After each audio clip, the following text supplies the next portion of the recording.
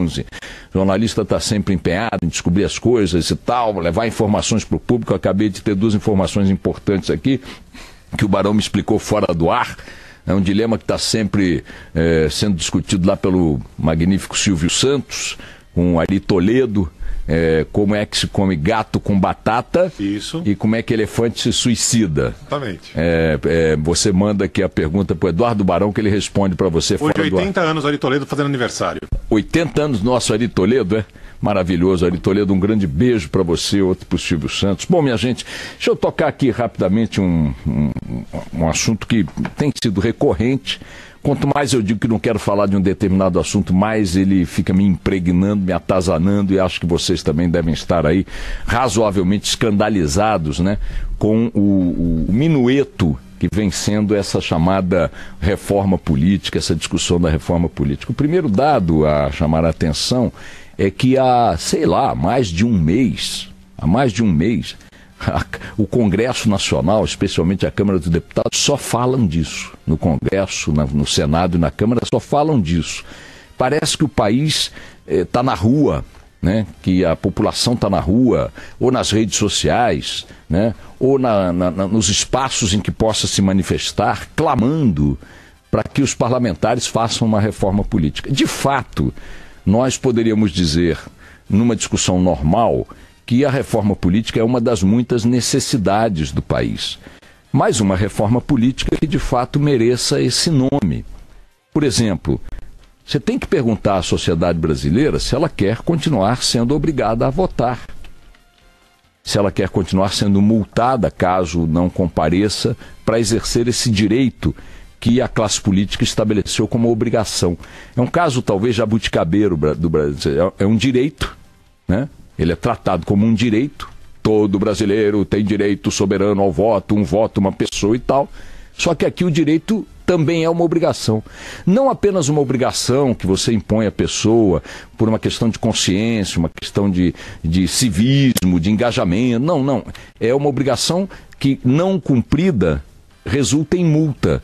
Você não pode, em não estando com seu título eleitoral em dia, você não pode participar de concurso público, pleitear financiamento público, você não pode renovar seu passaporte. É uma série de sanções que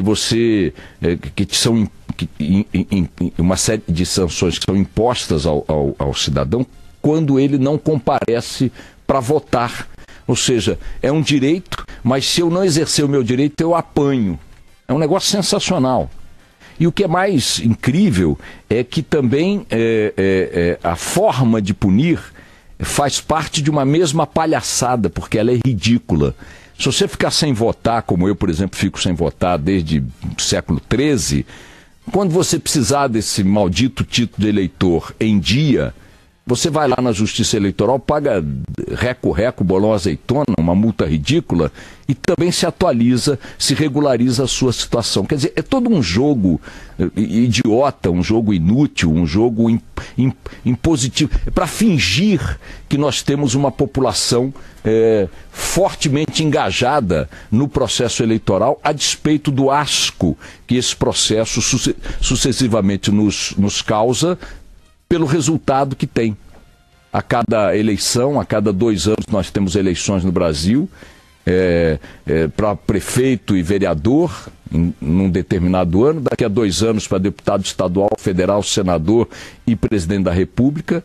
O grau de renovação, mesmo com uma população obrigada a votar, é esse que a gente conhece. E não é que não se renova porque quem está lá é sensacional. Não, não se renova a despeito de que quem esteja lá, como é o caso, seja predominantemente membro de organização criminosa chamada de partido. Aliás, estava ouvindo hoje de manhã nosso companheiro Milton Jung na CBN, ele estava fazendo um comentário curioso sobre o que os partidos estão fazendo agora, né, para modificar e tal, para dar uma nova cara política brasileira e tal. O que eles estão fazendo? Estão depurando os seus corruptos, estão fazendo uma confissão de culpa real, estão estimulando a Operação Lava Jato para que ela chegue a um desfecho efetivo na classe política, estão expondo os crimes cometidos por seus quadros. O que eles estão fazendo para mudar de rosto? Estão adotando discursos que realmente estejam voltados para a sociedade brasileira, para o interesse de você, contribuinte, cidadão e cidadã? Não, estão mudando de nome. Então, o Milton estava chamando a atenção. O PSL, não que esses partidos, da forma que se chamam hoje, valham alguma coisa, não valem nada. Mas, ainda assim, como são todos grandes golpistas, são grandes estelionatários, como todo estelionatário, ele quer criar documentos, situações que possam roubar seu dinheiro, seu tempo, seus sonhos, principalmente. Então, o PSL está virando Livres, parece nome de absorvente. O PP, que é uma das maiores organizações criminosas do Brasil, esse tem narcopolítico para chuchu, vai virar Progressistas. Olha que nomes maravilhosos. O PT do B, desse Vacareza aí, que agora é réu aí, roubou pra diabo e tal, ex-líder do PT, da Dilma e do Lula na Câmara, vai virar Avante. O PEN, que eu não sei o que significa. Putz, Partido Ecológico, é o do Bolsonaro, né? Vai virar Patriota. O PTN vai virar Podemos. Não, é Podemos, né?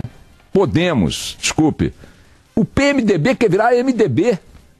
E se procurar, tem outras palhaçadas do gênero. Aliás, um abraço lá para o nosso Milton Jung e para todo mundo lá da CBN. Então é o seguinte, é isso que eles estão fazendo.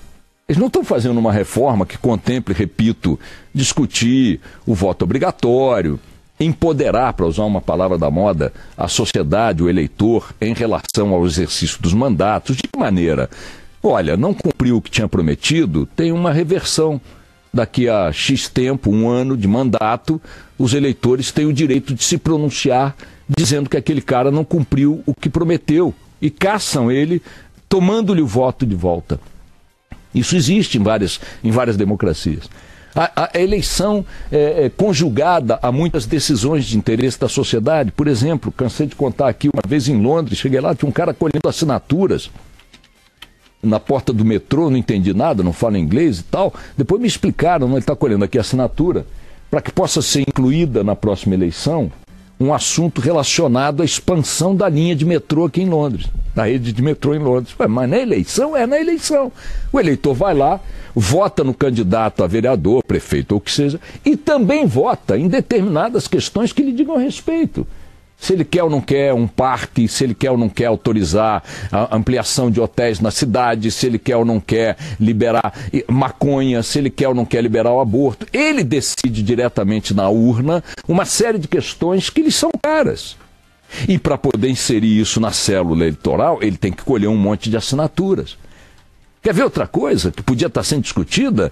Os projetos de iniciativa popular, aqueles que a população, em meio ao mandato, entre uma eleição e outra, querem ver inseridos na pauta do Congresso, na pauta das casas legislativas, dar peso ao projeto de iniciativa popular. Olha, se chegar no Congresso um projeto de iniciativa popular, com aqueles milhões de assinaturas, dizendo que hoje, em lugar de discutir uma reforma política caricata, nós tínhamos que estar discutindo, por exemplo, a criminalização, a transformação da morte de policiais, assassinato de policiais em crime hediondo, não vale. Porque, a despeito da iniciativa popular por trás do projeto com milhões de assinaturas, eles chegam lá e fazem o que querem com esse projeto, como fizeram com as 10 medidas contra a corrupção. Então, não há uma reforma política que nos diga respeito. É uma piada, uma palhaçada o que eles estão fazendo. E o pior é que estão fazendo há 2 meses. Não trabalham. Chamar isso de trabalho é uma afronta. Chamar isso de trabalho é uma empulhação. Isso não é um trabalho. Se ele está cuidando dele, o trabalho é aquilo, em tese, que você desenvolve para produzir coisas que te são benéficas, mas benéficas a alguém que vai consumir o produto do teu trabalho. Não adianta um sapateiro produzir sapato para ele, nem que ele fosse uma centopeia. Em algum momento aquilo se tornaria inútil até para ele. Não adianta um açougueiro comprar carne, cortar carne no açougue só para ele. O trabalho só faz sentido se o resultado do que ele produz serve a outros e se dá a troca natural para que todos sobrevivam. Qual é o trabalho que essa gente está produzindo, minha gente? Há 2 meses, esse bando de vagabundo que nos custam bilhões por ano para fazer isso que eles estão fazendo lá. E o que é mais sensacional é que, enquanto ou simultaneamente a não atender um mínimo de demanda que nos interesse na discussão, incorporam demandas que nos afrontam, como a criação desse fundo partidário. Bilhões de reais que eles querem jogar nas candidaturas em recursos públicos, como se nos interessasse, como contribuintes, que isso acontecesse. Não interessa. A sociedade está gritando aí que não quer dar dinheiro público para a campanha.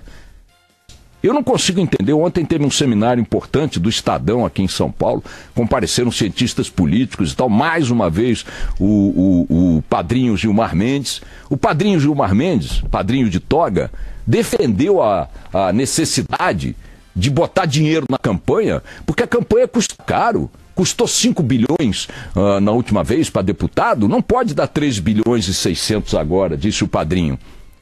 Tem que dar dinheiro. Por que tem que dar dinheiro, padrinho? Porque se não der dinheiro para os candidatos, o que vai acontecer é que eles vão procurar dinheiro do crime. Então deixa eu ver se eu entendi. Um filho da mãe acorda de manhã, resolve ser político. Assim como eu resolvi ser jornalista, o Barão resolveu ser jornalista, Carla, você aí resolveu ser engenheiro, médico, arquiteto, filósofo, professor.